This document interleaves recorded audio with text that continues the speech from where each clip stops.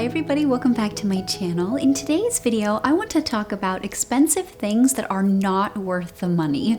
So if you've seen any of my videos in the past, then you know that I very firmly believe that cost does not always equal quality. And there are very expensive things that just don't have that quality to back it. And then there are inexpensive things that do have the quality far exceeding their price point. So being a smart consumer and really putting your money into a place that's gonna not wear out quickly and allow you to enjoy things for a long time, I think is a really good way to spend your money.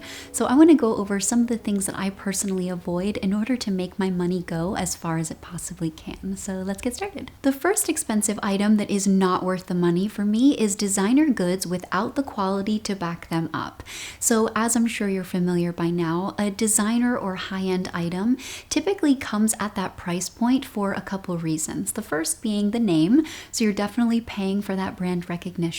You're paying for the logo, which feeds into that brand recognition.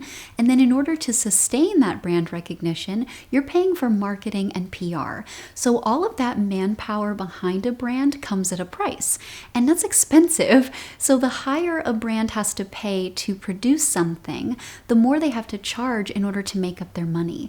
And then also when it comes to a lot of designer items, a lot of that price is inflated to begin with. So they may be buying something for a couple dollars and charging you a couple $100 to cover their marketing, their PR, the logos, all of that stuff behind it, the packaging, and then make some extra on top of that. So the margins are typically really, really high. So it's really important for me personally here to be really mindful of quality. I definitely have seen really nice, expensive designer things that do have high quality behind them, but I'm always really cautious, and I always inspect designer things kind of 4 times over and make sure I'm really, really positive that everything is in tip-top shape and really built to last. Because putting my money behind marketing and PR is not where I like to see it returned to me. I like to see that return through how long I can have something and how good it's going to look for as long as possible. The next expensive thing that is not worth the money for me is fancy things that you can only wear one time. So I really want to spend some time here talking about formal wear and kind of dressier things like dresses, cocktail dresses, party dresses. It's really easy to want something unique and special and one-time wear for every event that you're going to go to, but I think it's a really dangerous trap to fall into because you can waste a lot of money. So I really encourage you to find things that you can wear a lot of different ways, just like you do for the rest of your wardrobe. So I have a small formal capsule I've talked about in past videos. I will link it here for you.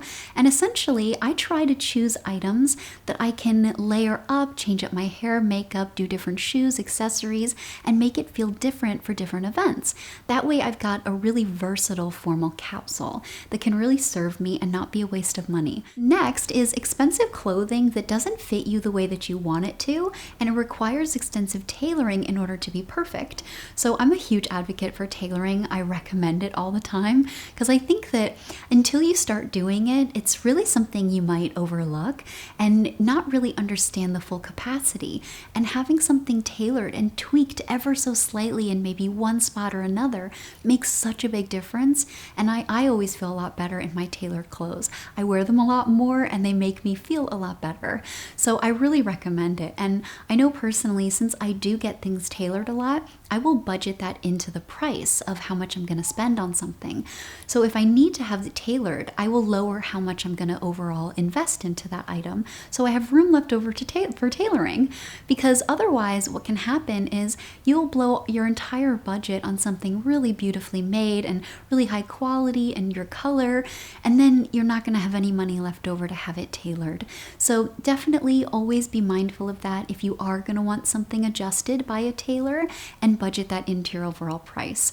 So I'm going to link a video that I did about tailoring. It's kind of old, but I think it's still really helpful. And then also I'm going to link my video about budgeting out for your wardrobe so that you can be really conscientious of how you're going to spend your money in order to find really beautiful things that aren't going to break the bank and you can go forward in a way that makes you feel really good. The next expensive thing that I think is not worth the money is first class tickets.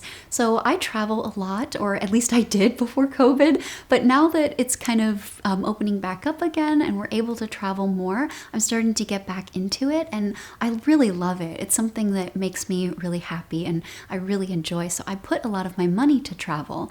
Now, I also am really conscientious about how I budget for my travel so that I'm able to do so, because if you start spending your money kind of haphazardly, an experience or a trip can get really expensive really fast. And for me personally, spending my money on a first class ticket just never gives me the investment that I want. I'm much happier spending my money when I actually get to my destination in great food, great experiences, and maybe even souvenirs.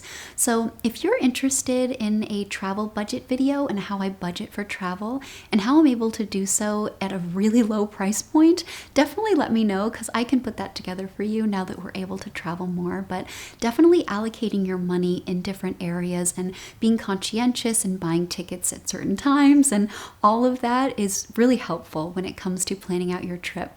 And for me, like I said, first class tickets, never worth it. I'd much rather sit towards the back of the plane and have more money for everything else afterwards. And last but not least is expensive or designer shoes that are uncomfortable. So I talk about comfortable shoes all the time because for me personally, it is so essential for how much I'm going to enjoy my outfit and how much I'm going to enjoy my life. And if my feet are uncomfortable, I'm completely miserable and it doesn't matter how cute I look. So here I definitely don't spend money on expensive or designer shoes that pinch and squeeze and are hard to walk in. They just don't get worn for me, and it ends up being a real waste of my money, because then I have a closet full of really pretty things like I've talked about in past videos. I used to have a lot of really cute shoes and they looked great with my outfit, but only if I stood still, because as soon as I had to walk and actually function, they just weren't practical, so I would never reach for them, and I would end up re-wearing my sneakers or my slip-ons or my loafers. So really finding that sweet spot between a comfortable shoe and something that's also really cute has been such a key part of my personal style and something that I really recommend. So I'm going to link some of my shoe videos up here and then down below for you, because being conscientious about your footwear I think is such an underrepresented part of your closet journey and something that's made a really big difference for me overall. And there you have it. Those are some expensive things that are not worth the money for me. They're things that I don't buy and I'd rather put my money elsewhere. So I would love to know in the comments down below if there are any expensive things that you personally avoid. Definitely let me know. And like always, thank you so much for watching, and I'll see you in my next one. Have a great day.